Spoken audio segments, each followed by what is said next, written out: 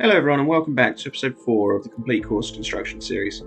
Just taking a little bit of a flyover of the first hole and what we've got down so far.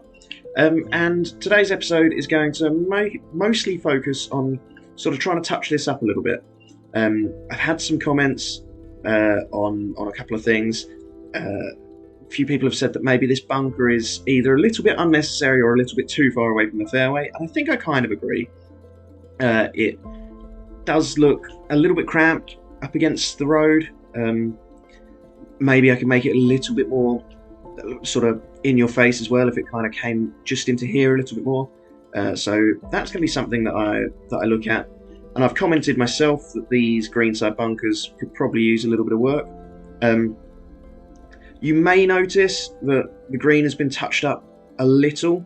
That's because I had a go at filming this episode again, and didn't really like it, didn't really feel like I was getting anything done, so I just kind of gave up on it and didn't really want to reset the course to how I had it before. But we can dive in to have a quick look at the green complex. Again, I feel like I've said it 1,000 times, the kind of strategy of this hole, we want to be hitting a drive down the left, close-ish to the outbounds, close to the bunker, and holding this high side of the hill for a better angle in at the green. You see, coming in from this left side, this is what we're on about, talking about angles. You don't really have to come in over this bunker, you don't really have to contend with this slope, not so much contending with this false front as well. Whereas if we're coming in from this side, you see we're coming in at least to the right half of the green. Our approach has to come in over the bunkers, has to come in over this slope, sort of contending with this at an angle. To the front of the green, we're contending with coming over this and maybe spinning our ball back down. So that's kind of where we're at, what we want to look at. So the challenge now is to place our pin positions to kind of, I guess, exaggerate that challenge in some way. It's normally quite a good idea, it seems, from some of the top guys, that pin 1 should really show off the characteristics of the hole. So I think a pin 1 somewhere in there, where we coming in from this left side, we're not going too close to the bunkers. We've got a chance to maybe sort of just drift one in a little. Centre of the green's not a bad play. Does leave a slightly downhill putt, which isn't ideal, but coming in from this right side, we're coming in straight over these bunkers. And like I've mentioned, this slope, maybe get a little bit of an awkward run off that.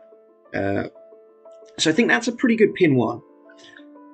It also means that I'm not falling into the trap of where we just pretty much divide a green up like this into 4 quadrants and say 1 pin back here, 1 pin back here, 1 pin in here, and 1 pin in here, which is something that I know I've done. I'm sure other people have done, fallen into that trap a little of just back left, back right, front left, front right.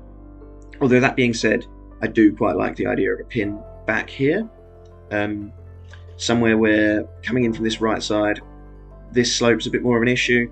Coming in from the left, hopefully not so much. I mean, it could still be a push that ends up down here, but then that's a bad shot. I also like the idea, this is maybe a little bit forced, but if the pin's further this way and we're sort of playing more to be on the right tier, we're going to be playing left of the pin, we can have a nice view over the course. Same with this pin. Anything left of the green is going to be looking over the plot, which is quite nice.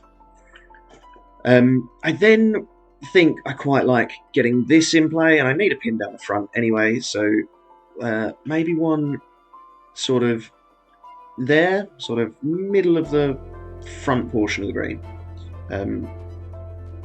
Then maybe getting aggressive from this side, we're risking spinning it down this slope. Whereas a good swing from the left side, this is more of a misdirection rather than misjudgment of distance. So that should hopefully be a little bit easier.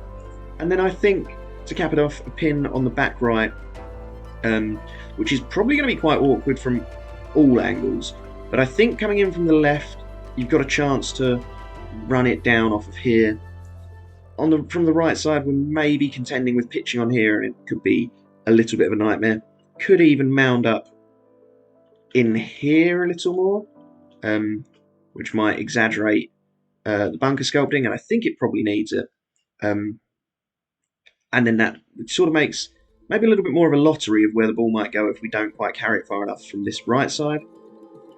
It does still impact from the left, but probably suggests more that we want to be coming in from sort of using this slope to feed our ball to the pin at the back of the green, because a pin back here is quite a long way. We're looking at over 500 yard par 4.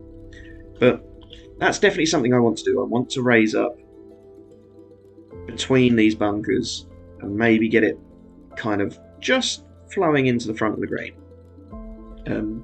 I sort of want the fairway to be like at the brow of the hill, sort of the crest of the bunker. On both of them. So I think this should hopefully help sort out some of the sculpting. Should make the bunkers a little more visible as well as we're raising this back edge. And yeah, just sort of, you can imagine that anything pitching on this portion, in fact, if I do that trick again and chuck down a green brush so that we can see what the sculpting's doing. Anything pitching on this side is maybe kicking this way. Anything pitching on this side is kicking down here or maybe into the bunker. So it basically, we don't want to be hitting up all there. I know it does create a bit of randomness, maybe isn't ideal, but it is punishing a bad shot or a misplayed shot.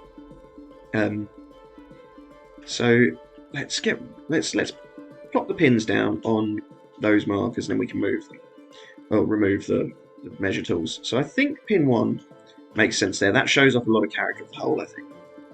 I quite like this being pin 2, maybe a little bit further back.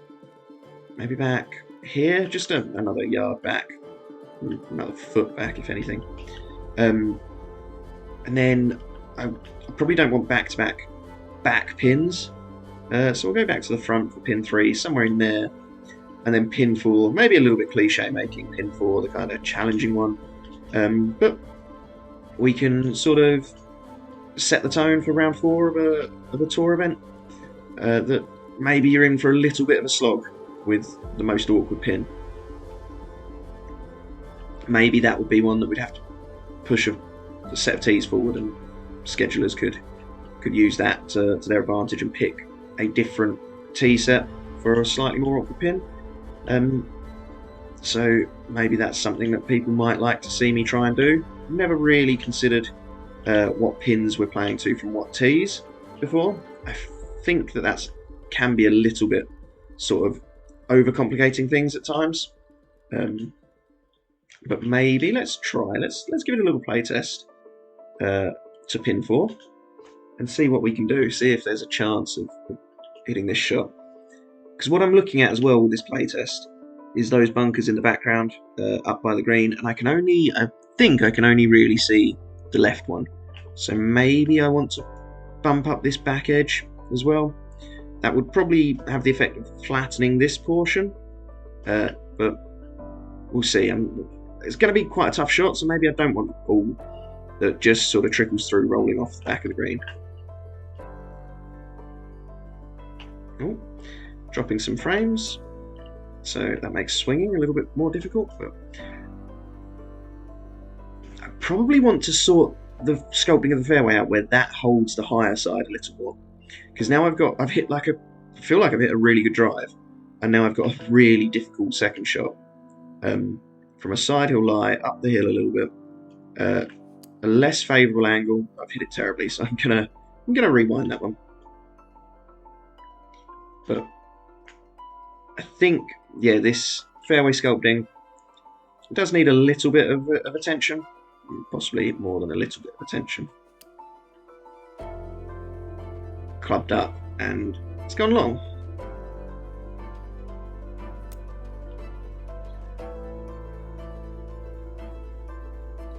Okay, so that works broadly as intended, but it was a little bit more of a difficult shot than I'd have fancied, mainly due to the sort of extremely side hill nature of the shot.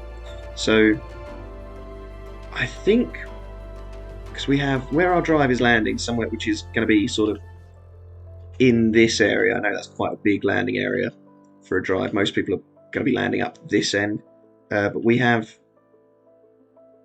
nearly 10 foot of slope. Well, you would do across the fairway, 20 feet of slope across the fairway. So maybe I can raise this side up, this whole sort of, well, I guess it's not really the side, is it? This is the middle of the fairway. But if I raise this up and have like a more accentuated slope through the middle of the fairway, then we're kind of picking our fairway side, aren't we?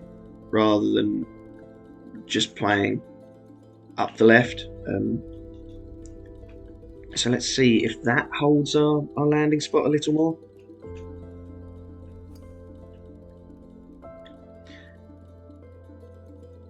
So that does just about hold it. And it does mean that we now have an easier second shot in, better angle, and a flat lie, so we can hit a nice shot. A really nice shot, in fact. That's better than expected. Although it is easy when there's no wind, isn't it?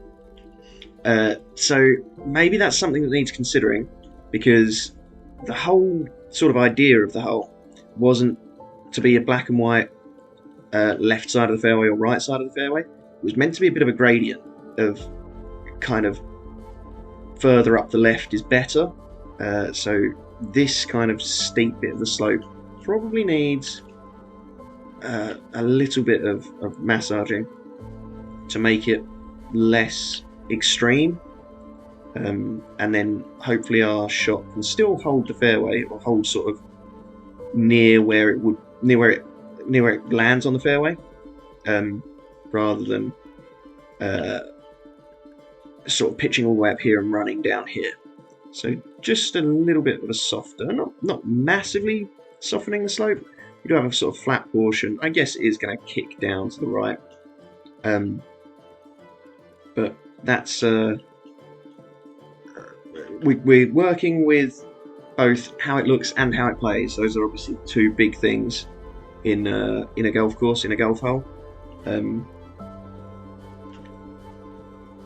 I feel like that's taken a little bit of the shine of the hole away, but I can't really put my finger on why. So I'm gonna try bringing this bunker in a bit closer, possibly flatten out this portion a touch, and see how that impacts the visuals of the hole. So I'm pretty happy with the shape of the bunker. I think I just pretty much want it tucked in right up to the edge of the fairway,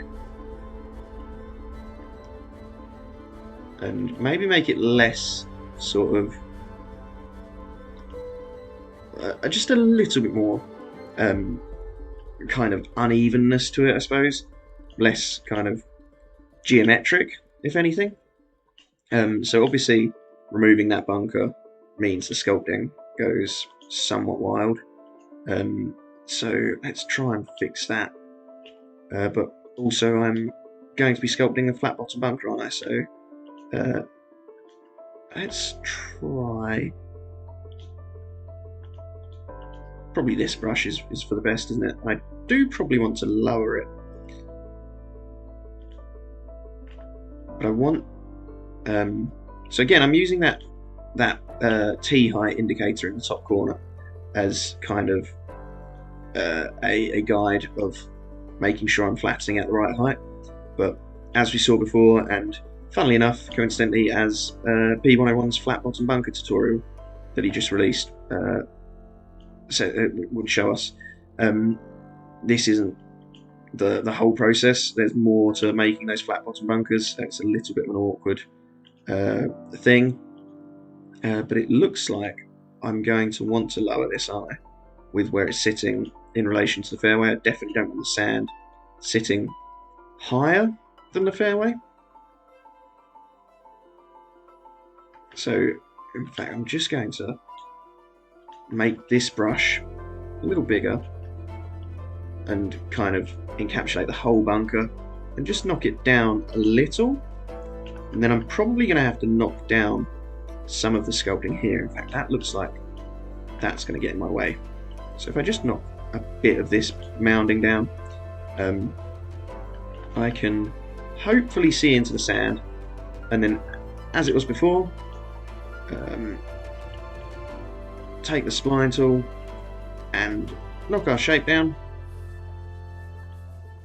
And I'm going to try and sort of get it as accurate to what I've sketched out here as possible, but also not married to it. I'll need it to fit the terrain. And it's not going to be a perfectly flat bottom bunker, again, as I did before and as Ben showed in his tutorial. It's more about kind of a level pan than it is about a perfectly flat one. Especially helps with the visuals. And Ben actually alluded to this trick in that video. I didn't know other people knew about it. I know it's a bit of a dumb trick. I don't think he was too on board with it, but I quite like it. I find that it works for me. And so one smash cut later, we're back on the first tee. I've been playing around with these bunkers for half an hour or so, and basically B101 has done a far better job than I could ever hope to of sort of explaining what we're looking for and how to build these flat bottom bunkers. And then I've just been messing around with these bunkers up here by the green site as well, just to make them a little bit more visible. So I'm going to jump back in and continue where I got to from there. So there's a lot of tweaking going on. It's not necessarily a kind of set it and forget it sort of process. You can always come back and make changes to any part of the course at any stage. So my only fear of adding to the green here is that then we're incorporating this red slope. So maybe I come up sort of between where the green is and where this red slope is, and use that as the edge. And I can still use this kind of inward contour.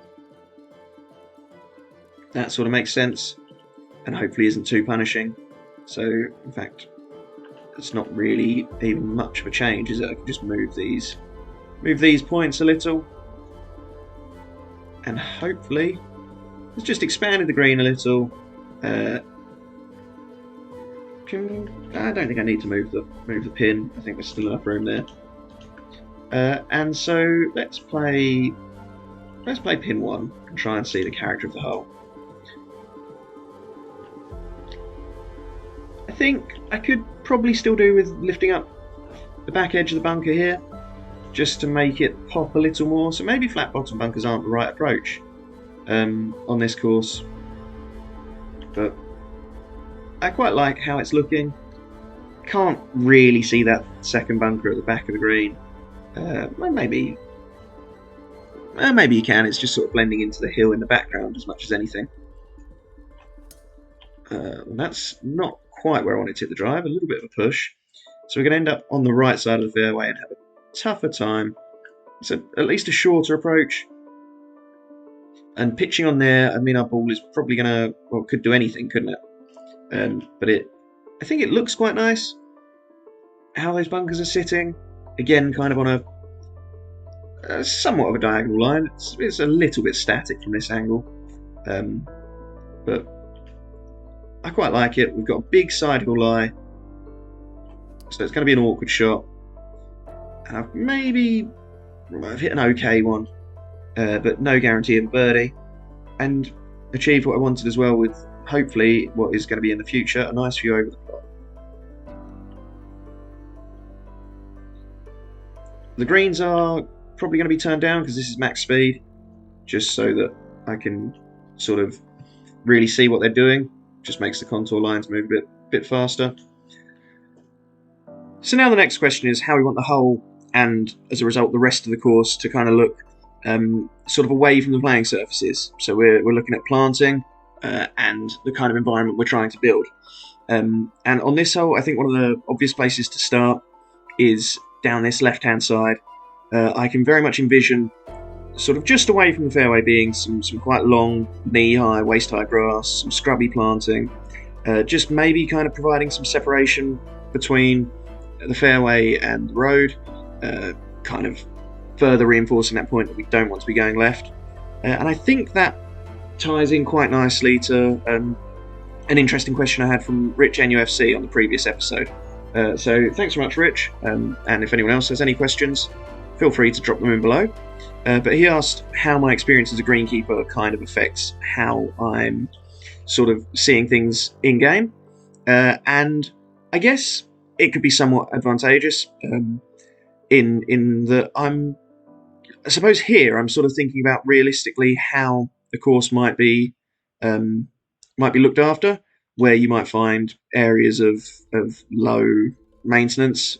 So, for example, this side near the road, I could very much envision being not really looked after. There's more important places that we can spend our time, spend our energy, and give some focus. So I'm happy to kind of let this grow up. Although I am a little bit wary of falling too deep into the I'm a greenkeeper wormhole. I know for certain members of the community that hasn't necessarily paid off all that well, and I'm also aware of the fact that there's a level of fantasy, a level of kind of artistic license that we can use in this game, because obviously we don't actually have to worry about how courses are going to be maintained. Surfaces are going to be exactly as perfect as they always will be. If you put fairway there and come back to the course in 6 months' time, the fairway will still be exactly where you left it. So, yeah, whether it's a good thing or a bad thing that I have that experience in my back pocket, much of a muchness, I think, really, Rich. I think there's probably people that, well, there's definitely people that don't have that experience that can produce better courses than me, without sort of trying to fall back on any real-world experience other than what they'd have learnt from playing golf courses and looking at them and in an analytical sense, and so on. But it's a game, isn't it? We play it for fun, and that's kind of a lens that I can use to view at least my own work in. If other people don't care for that sort of way of looking at things, then that's an entirely valid way to be. There's absolutely nothing saying that my way of looking at things is the correct way. If you want to build a course that is entirely out there, I've really enjoyed playing some fantasy courses that would have absolutely no way of really being maintained in the real world. And to be fair, that's a thing that some architects can come and do anyway, and throw down their ideas, and it's up to the course managers and the technicians and so on to work out exactly how they're going to tackle these challenges sort of posed by an architect's vision. But yeah, just throwing down a little bit of planting down this left-hand side, and I think, as mentioned, that's hopefully going to provide some separation. It maybe is highlighting this hill as well, guiding your eye this way.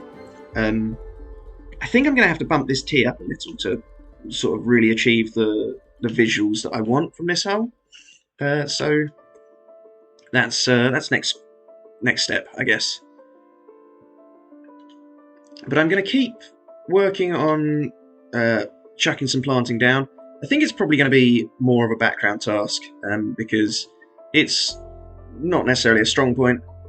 Anyone who's played any of my courses, or particularly seen any of my streams, any of my contest efforts that end up more often than not unfinished, will know that planting can be a bit of a struggle for me.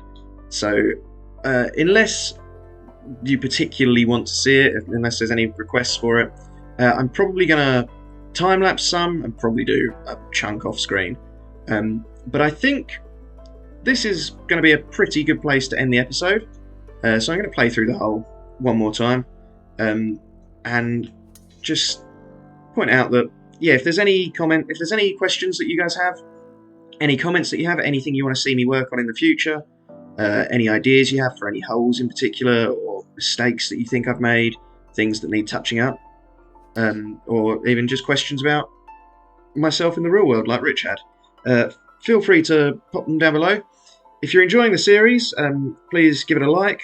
If you're looking forward to seeing more, make sure that you're subscribed. And if you want more from me, head on over to my Twitch channel, where I'm live most evenings.